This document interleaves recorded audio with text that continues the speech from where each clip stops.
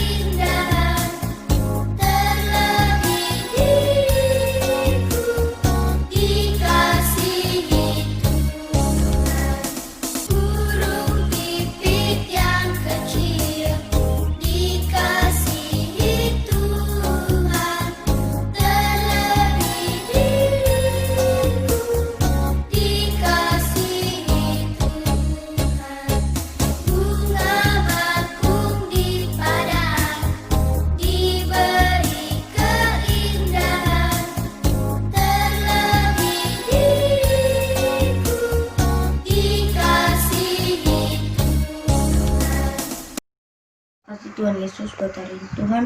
Terima kasih Tuhan telah memberkati kami Tuhan dalam seminggu ini Tuhan. Tuhan, sekarang kami ingin beribadah Tuhan. Tuhan telah memberkati kami Tuhan supaya kami bisa mendengarkan firman Tuhan. Tuhan juga telah memberkati ibadah kami Tuhan dari awal hingga pertengahan hingga akhir Tuhan, supaya tidak terjadi apa-apa kepada kami. Terima kasih Tuhan atas penyertaan-Mu Tuhan. Haleluya, amin.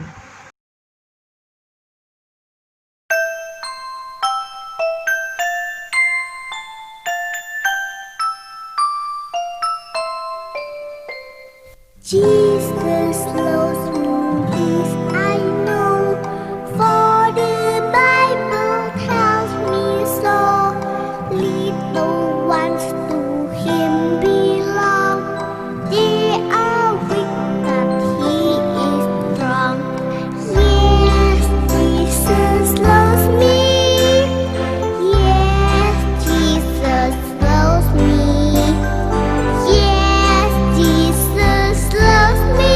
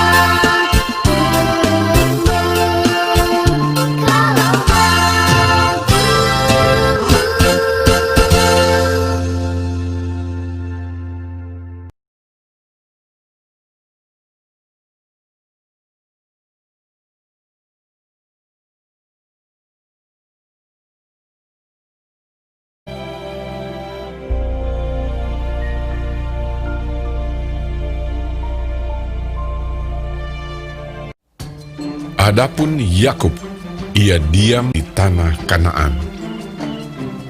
Keturunan Yakub, Yusuf tatkala berumur 17 tahun, jadi masih muda, biasa menggembalakan kambing domba bersama-sama dengan saudara-saudaranya, bahwa ayahnya lebih mengasihi Yusuf dari semua saudaranya, sebab Yusuf itulah anaknya yang lahir pada masa tuanya. Dan ia menyuruh membuat jubah yang maha indah bagi dia. Maka iri hatilah saudara-saudaranya kepadanya, dan tidak mau menyapanya dengan ramah. Pada suatu kali bermimpilah Yusuf.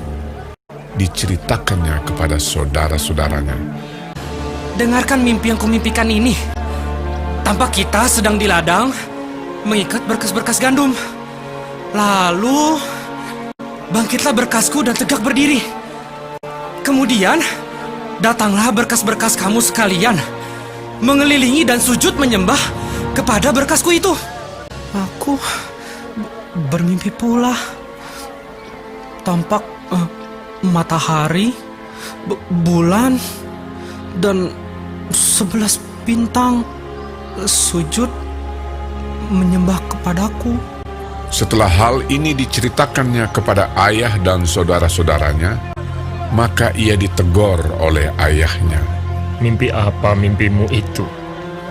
Masakan aku dan ibumu, serta saudara-saudaramu, sujud menyembah kepadamu sampai ke tanah. Pada suatu kali, pergilah saudara-saudaranya menggembalakan kambing domba ayahnya dekat Sikem. Maka Yusuf menyusul saudara-saudaranya itu dan didapatinyalah mereka di Dotan. Dari jauh ia telah kelihatan kepada mereka. Tetapi sebelum ia dekat pada mereka, mereka telah bermufakat mencari daya upaya untuk membunuhnya. Ketika Ruben mendengar hal ini, sebab itu katanya, Janganlah kita bunuh dia.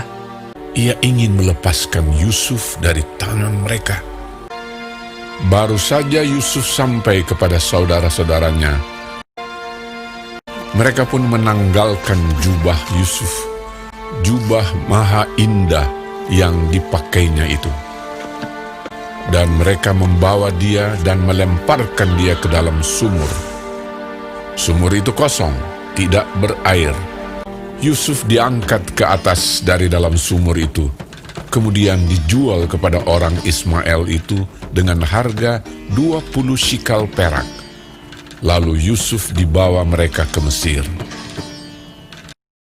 Ketika Ruben kembali ke sumur itu, maksudnya hendak melepaskan Yusuf dari tangan mereka dan membawanya kembali kepada ayahnya. Ternyata Yusuf tidak ada lagi di dalamnya. Lalu dikoyakkannyalah lah bajunya, katanya, Anak itu tidak ada lagi. Kemanakah aku ini? Kemudian mereka mengambil jubah Yusuf dan menyembelih seekor kambing, lalu mencelupkan jubah itu ke dalam darahnya. Jubah maha indah itu mereka suruh antarkan kepada ayah mereka. Ketika Yakub memeriksa jubah itu, ia berkata, Ini jubah anakku. Binatang buas telah memakannya. Demikianlah Yusuf ditangisi oleh ayahnya. Dan berkabunglah ia berhari-hari lamanya. Adapun Yusuf, ia dijual oleh orang Midian itu ke Mesir, kepada Potifar, seorang pegawai istana Fir'aun, kepala pengawal raja.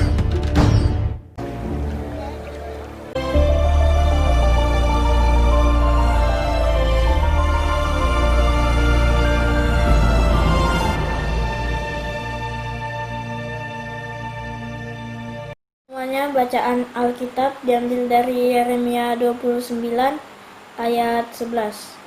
Sebab aku ini mengetahui rancangan-rancangan apa yang ada padaku mengenai kamu. Demikianlah firman Tuhan, yaitu rancangan damai sejahtera dan bukan rancangan kecelakaan, untuk memberikan kepadamu hari depan yang penuh harapan. Demikian firman Tuhan. Shalom.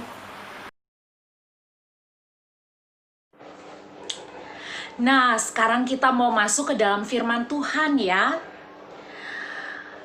Mbak Ruth mau tanya, coba di antara kalian ada nggak yang tahu binatang apa yang suka bekerja keras? Nah, iya, jawabannya adalah semut. Semut adalah tergolong binatang yang kecil tapi suka bekerja keras. Nah, Mbak Ruth mau bercerita tentang semut dan belalang. Di suatu padang rumput yang hijau di pinggir hutan, ada sekelompok semut yang sedang bekerja. Lalu ada seekor belalang yang sedang duduk-duduk. Nah, mereka berdua ini, si semut dan si belalang, adalah sahabat yang sangat akrab. Tetapi mereka juga mempunyai sifat yang berlainan dan bertentangan. Si semut mempunyai sifat yang rajin bekerja, dan si belalang mempunyai sifat yang sangat pemalas. Nah, saat itu semut dan teman-temannya sedang bekerja keras. Mereka sedang membawa satu butir jagung, ya. Kalau buat semut, butiran jagung itu sangat besar ya. Mereka sedang membawa butiran jagung yang sangat besar untuk dikumpulkan di dalam lumbung di rumah mereka. Untuk apa? Nah, itulah pertanyaannya si belalang. Si belalang lalu memanggil si semut. Ih semut, ngapain sih kamu bawa-bawa butir jagung begitu banyak-banyak? Udahlah, ayo main aja sama aku. Si belalang ini suka bermain musik, bernyanyi, dan menari. Adik-adik, nah semut lalu bilang begini, ah tidak, aku harus mengumpulkan bahan makanan untuk musim dingin nanti. Lalu kata belalang gini, lalu si belalang ketawa. Hahaha, ngapain ngumpulin makanan buat musim dingin? Lama orang musim dinginnya aja masih lama. Ngapain kamu ngumpulin makanannya sekarang? Udahlah, pokoknya kami harus mengumpulkan saat ini.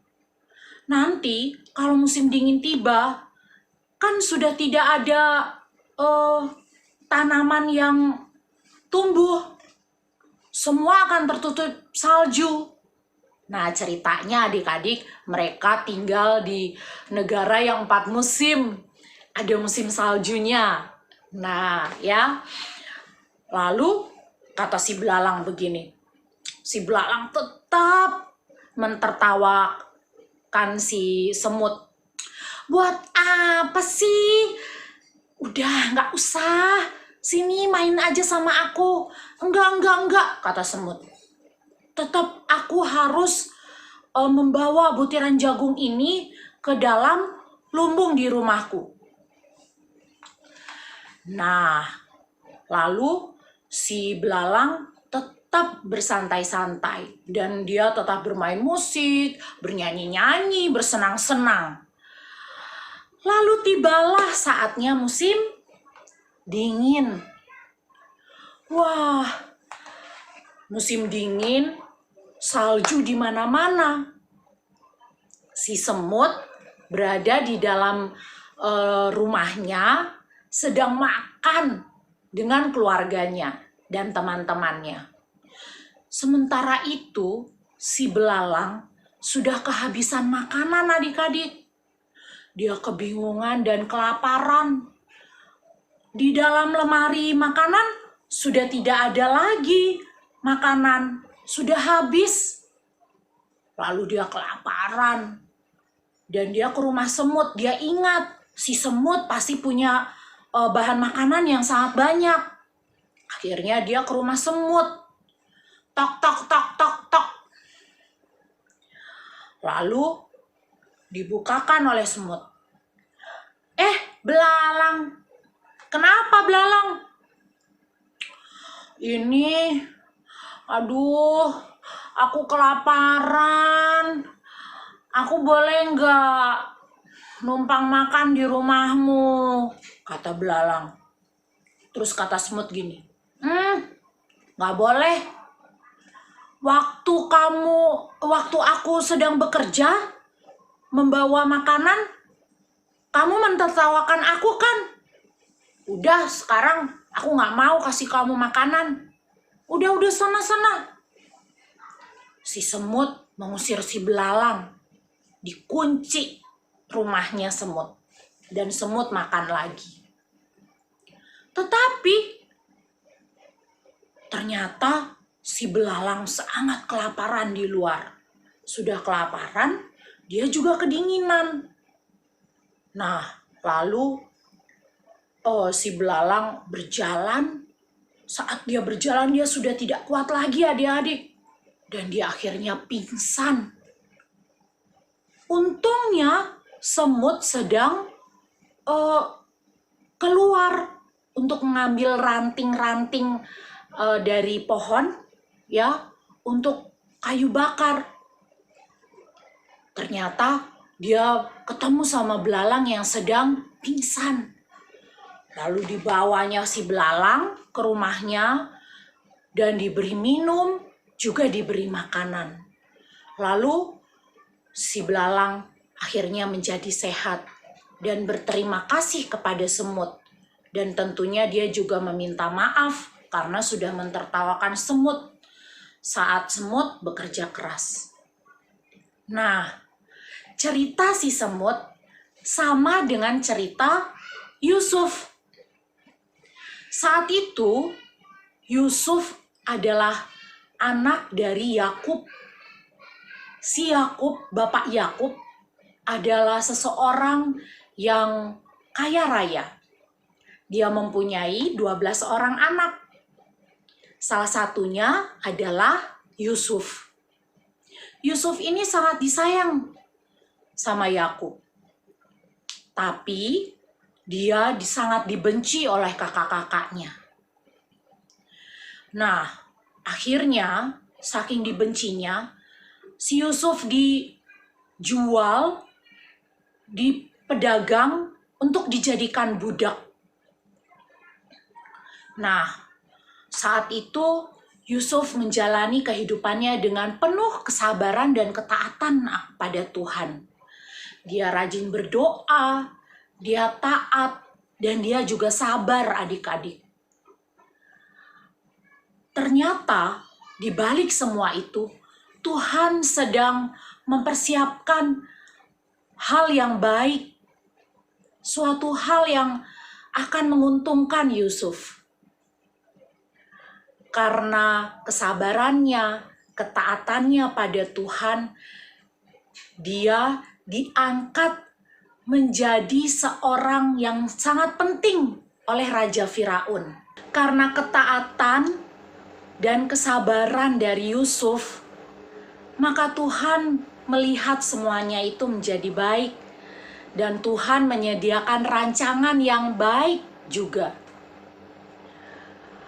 Yusuf diberi kepercayaan untuk menjaga lumbung makanan. Dan lumbung makanan itu adalah persediaan bangsa Mesir untuk menghadapi musim kekeringan. Nah, tibalah musim kering tiba. Maka Yusuf membagikannya kepada bangsa Mesir. Bahkan Dia juga membagikannya kepada bangsa Israel. Dan dia membagikan makanan itu untuk saudara-saudaranya sendiri yang menjual dia kepada pedagang budak saat itu. Nah, adik-adik, Semut dan Yusuf adalah contoh yang sangat baik. Mereka menjalani kehidupan mereka walaupun tidak enak. Kalau untuk kita, kalau untuk adik-adik saat ini, kalau tugasnya belajar, ya harus belajar. Memang tidak enak awalnya, seperti semut. Dia bekerja keras, tapi hasilnya akan menjadi baik. Nantinya adik-adik dapat mendapatkan nilai yang bagus, dan untuk pada saat dewasa nanti, kalian bisa menjadi orang-orang yang sukses karena rajin dan tekun belajar seperti Yusuf.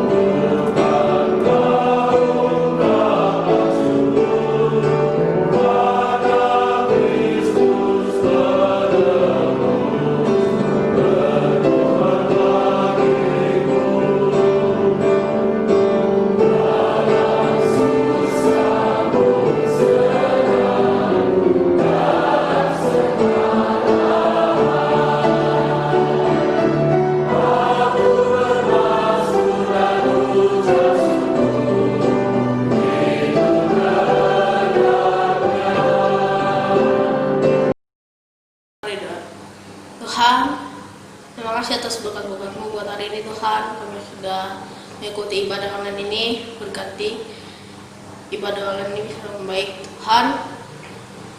Kami juga sudah mengumpulkan persembahan Tuhan, berkati persembahan ini supaya bisa baik bagi gereja-Mu. Dan sebentar lagi kami juga akan selesai Tuhan ibadah online ini, berkati kami walaupun hanya dengan ibadah online ini. Atas Tuhan Yesus, dalam nama Tuhan Yesus, kami sudah berdoa, jawab syukur. Ya, amin.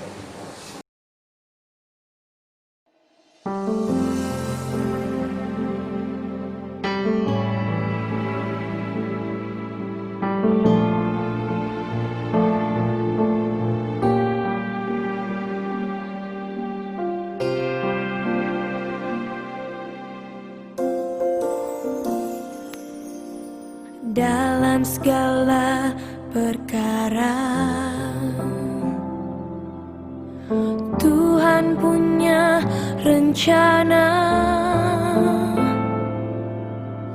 yang lebih besar dari semua yang terpikirkan.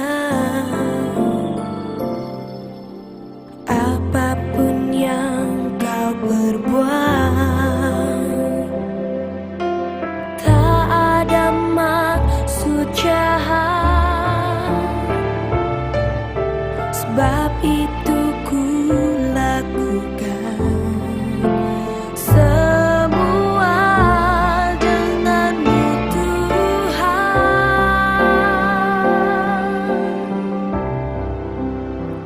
Ku tak akan menyerah pada apapun juga, sebelum ku coba semua yang ku bisa, tetapi ku berserah kepada kehendak-Mu. Hatiku percaya Tuhan punya rencana.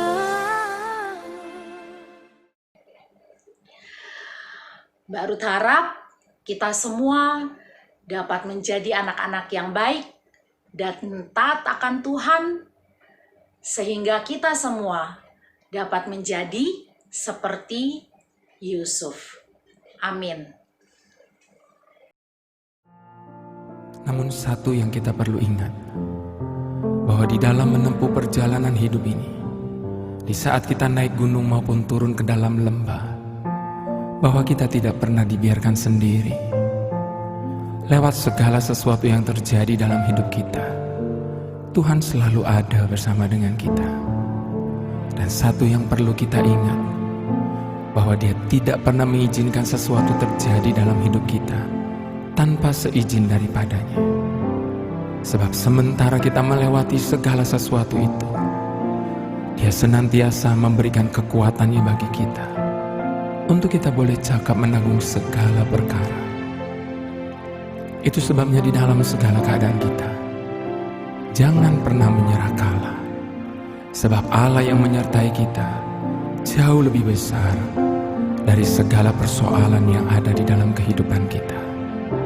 Dan satu lagi yang perlu kita catat, bahwa apapun yang kita alami tidak akan pernah melampaui kekuatan kita untuk menanggungnya.